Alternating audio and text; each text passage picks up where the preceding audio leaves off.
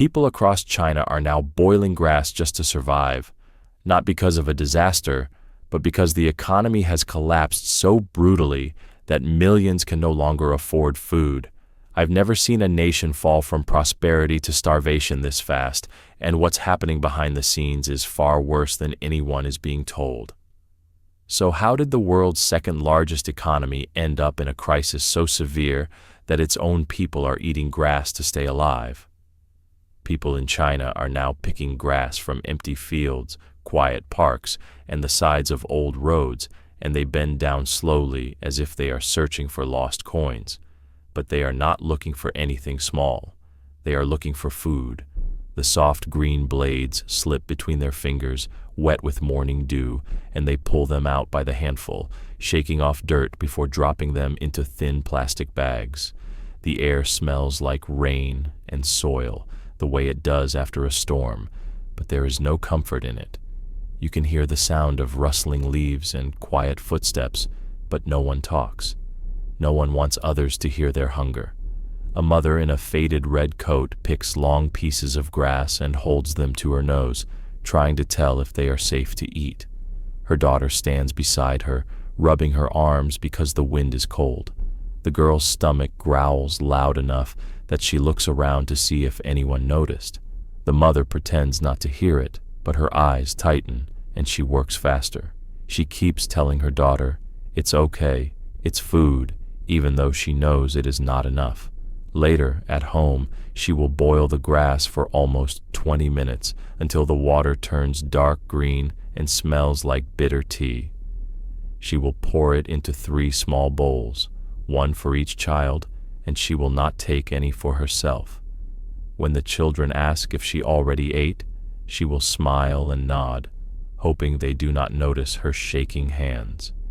In another part of the city, an old man kneels beside a ditch where thin, wild plants grow in clumps. He pulls out small roots and wipes mud off with the edge of his sleeve. His fingers look pale and stiff. He places each root into a cracked metal cup. The cup clinks softly, the sound echoing in the quiet morning. When he stands up, you can see his back curve like a broken branch. He has worked all his life, but now his pockets are empty. The day before, he checked the market for rice, but the price had doubled again. He walked away with nothing except shame. Today, he will eat whatever he can pull from the ground. Across the country, these scenes repeat again and again. Families bend over fields. Young men walk along riverbanks, looking for anything green. Grandmothers boil leaves that taste like bitter earth. People who once had steady jobs now sit in small, dark rooms, counting their last few coins. The smell of boiled grass fills tiny kitchens. It is sharp and bitter, and it sticks to the walls like smoke. Some try to hide it, closing their doors and windows, but the fear still leaks through the cracks. Everyone wonders the same thing. How did life fall apart so fast? For years, people thought China was growing richer. Big cities had bright lights. Tall towers stretched into the sky. But now, hunger creeps through streets like a quiet shadow. It moves from home to home, touching everyone who once believed they were safe. And as more people eat grass to survive, a cold thought begins to rise in their minds, a thought no one wants to speak out loud. If things are already this bad now, what will happen next? Factories that once hummed with noise now sit silent, their doors locked and windows covered with dust. Inside, long lines of machines stand still like metal skeletons. A thin layer of powder coats the floors, soft as chalk, showing no footprints because no one has worked there for months. Outside the gates, weeds push through cracks in the cement, reaching almost 30 centimeters high. When the wind blows, the tall weeds sway back and forth, brushing against the empty walls with a dry whisper, as if the buildings themselves are sighing. The silence feels heavy, the kind that makes people look over their shoulders even when no one else is around. Near these factories, whole streets look frozen in time. Store signs hang crooked. Windows are covered with cardboard. The smell of old oil and metal lingers in the air, mixed with the faint scent of rotten fruit from a closed market nearby. A young man stands in front of one of the shuttered workshops, staring at the faded job poster that still promises steady pay and full hours. He touches the paper gently, and it flakes under his fingers. 3 months ago, he had a job here, working 10 hours a day. Now he has nothing but a thin jacket and a phone that has stopped ringing. He checks it again out of habit, hoping for a message, but the screen stays dark and cold. In the farmland beyond the city, the soil itself seems tired. Rows of crops that should be tall and bright now grow thin and yellow, bending toward the ground like drooping candles. Farmers walk between them with slow steps, dragging dry dirt with every footfall. Their hands shake as they pull up plants and see how small the roots are. The earth feels too hard in some places and too soft in others. It crumbles between their fingers like old bread. When they try to water the fields, the water spreads too fast, soaking into cracked lines that run deep like scars. They look up at the sky, hoping for rain, but the clouds only drift past without a drop. Money problems spread even faster. Local offices, once full of workers, now operate with half the lights off to save power. Some workers whisper that their pay is late again. In one office, a woman opens her paycheck and finds the number cut in half. Her hands freeze. She stares at the paper until her eyes blur.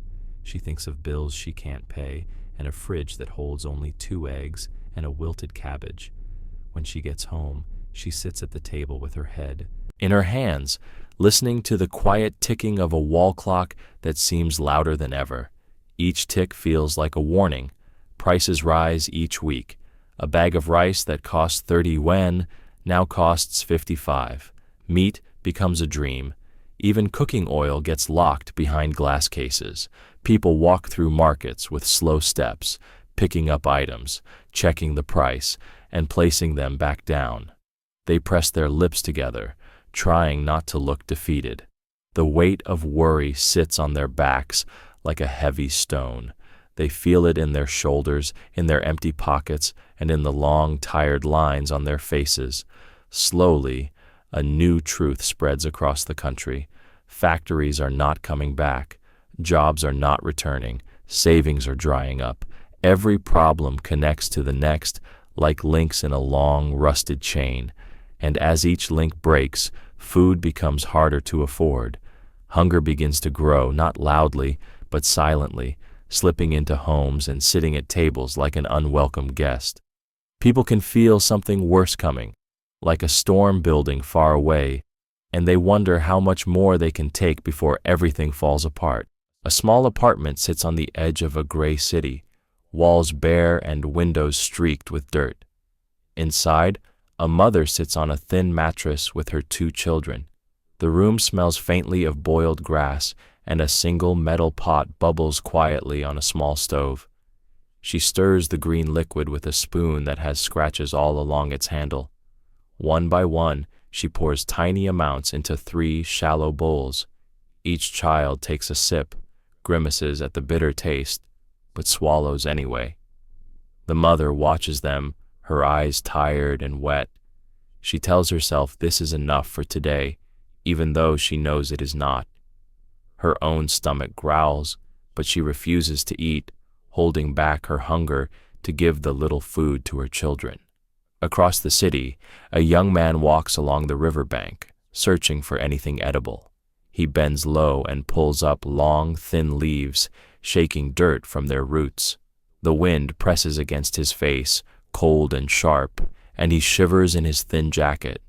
He remembers when he worked 12 hours a day at a factory, when his paycheck bought him meat and rice. Now he scrounges for leaves, and each handful is a bitter reminder of what he has lost. The river water is gray and slow, carrying empty plastic bottles and scraps of trash downstream. He rinses the leaves quickly and eats them raw, tasting the faint earthiness with every bite. In the countryside, an old farmer kneels in the cracked soil, lifting small roots with shaking hands. The sun beats down on his back, but he does not move to shade himself.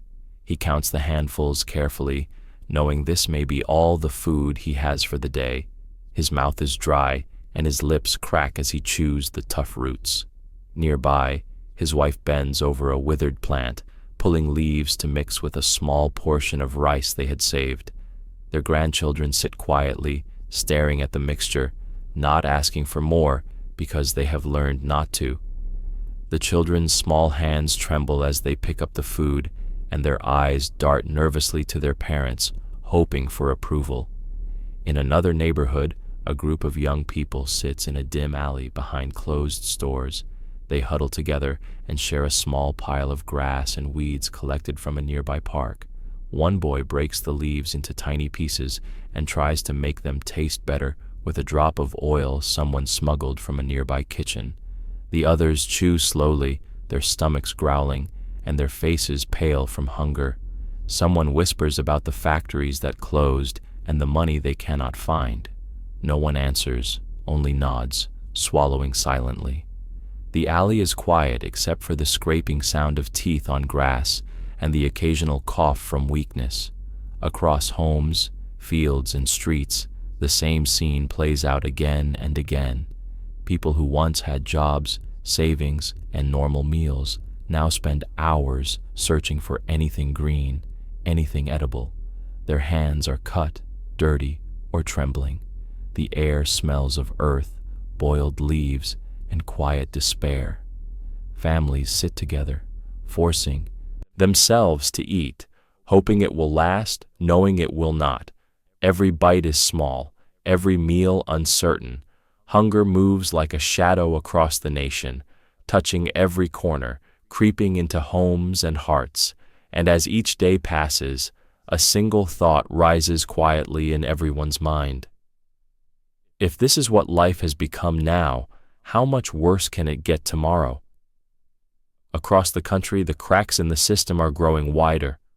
Local government offices that once handed out aid sit empty or locked, with peeling paint on the walls and broken ceiling tiles above. Files and papers lie scattered on dusty floors, some soaked with water from leaking roofs. Workers who once delivered food, paid salaries, or checked farms now stand idle, their hands in their pockets, unsure if their jobs will ever return. The silence in these offices is heavy, filled with a weight that seems to press down on anyone who steps inside. It smells of damp paper, rust, and forgotten work. In the cities, markets are half empty, shelves bare except for a few bruised vegetables and a few cans of food that no one can afford. The price of rice has doubled again. Meat is gone. Eggs are locked behind counters with notes saying sold out or price unavailable. Families wander through aisles, holding small baskets, fingers brushing against dust-covered shelves. Children peek into refrigerators, hoping for something hidden, only to find emptiness. Parents press their lips together, stomachs tight, counting the coins they carry, knowing it is not enough. Each face shows worry, and eyes dart toward the next shopper as if measuring who can get food first. Farmers work longer hours for smaller returns. They till the soil with cracked hands, sweat dripping from their brows in the hot sun. Water from canals runs low, and when they try to irrigate, it barely reaches the roots of the crops. Fertilizers and seeds are expensive or unavailable. Some fields are abandoned entirely. The plants that remain are thin, yellowed, and weak.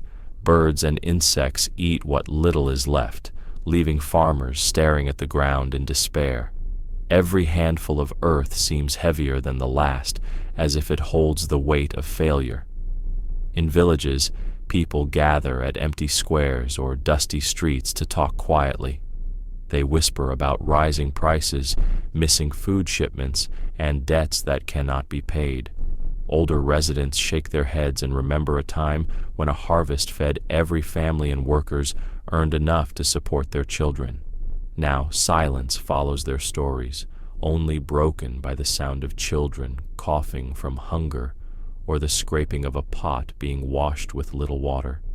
The air feels thick and heavy, carrying fear that seems to settle on shoulders and backs. News spreads, but it offers little comfort. Government statements claim food is arriving or prices will stabilize, but deliveries are slow or vanish entirely. People compare stories of who received what and realize that many promises are empty. Panic spreads quietly, but it spreads. Families lock doors, huddle together, and ration what little they have. Markets close early. Schools serve boiled leaves instead of proper meals. Hospitals feel the strain as children grow weak from hunger. Everywhere, the signs are clear. The problem is bigger than any one family, bigger than any one city, bigger than any one farm. And as the days stretch on, a quiet dread settles in the hearts of everyone. Hunger is no longer just a feeling in the stomach. It becomes a shadow over every decision, every step, every breath. The system that once provided, protected, and promised safety is failing. People wonder not only if there will be enough food tomorrow, but if the very structure of life they trusted will survive the storm that is coming. The city streets are quiet now, but the silence feels heavy, filled with hunger and fear. People move slowly, carrying small bags of food or nothing at all. The air smells faintly of smoke, dust, and the bitter tang of boiled grass. Children cling to their parents, their eyes wide, stomachs growling with every step. The world feels smaller, narrower, as if the city itself is pressing down on them. Every door they pass, every window they glance at, holds the same truth. There is not enough to eat, and there is no one to help. In one apartment, a mother sits with her children around a single bowl of green water. She stirs it gently, watching it swirl like muddy rain. The children sip carefully, trying not to spill a drop. The mother closes her eyes and imagines rice and meat, just for a moment, before opening them to see her children's small faces staring back. She swallows hard and forces a smile, hiding the shake in her hands and the hunger in her chest. Outside, the wind blows through empty streets, rattling signs and scattering paper as if the city itself is whispering warnings. On the outskirts, a group of young men walks through fields, pulling up whatever is green enough to eat. They chew slowly, tasting dirt and bitterness with each bite. Their stomachs ache, but they continue, knowing that the day's survival depends on these tiny scraps. A farmer watches them from the edge of a cracked road, shaking his head. He has seeds, but no water. He has hope, but not enough strength to feed everyone. His own family waits at home, each mouth dry, each stomach empty. Across the country, markets lie in ruins. Shelves are bare. Farmers watch their crops with fear, not hope. Government promises arrive too late, and relief efforts move too slowly. Panic spreads quietly, moving from one city to the next, one village to the next. People whisper of the past, when food was plenty and work was steady. They remember the lights of big cities and the hum of machines that no longer run. Now, hunger is louder than any machine, heavier than any debt. It presses on them, bending backs, narrowing eyes, and stealing sleep. And in the midst of it all, people begin to question what will come next. Will there be more grass to eat tomorrow? Will children starve? Will families break apart under the weight of empty kitchens and unpaid wages? The answers are not easy, and no one has them. The fear settles like a stone in every heart, constant and cold. The truth rises quietly, painfully, through the cracks of every home, every street, every empty field. Grass is not just food. It is a symbol of a nation pushed to the edge, of a system that failed the people it promised to protect. And as citizens bend over the earth, pulling green shoots from dry soil, a single thought echoes in every mind. If life has fallen this far already, what will remain when the storm comes for us all?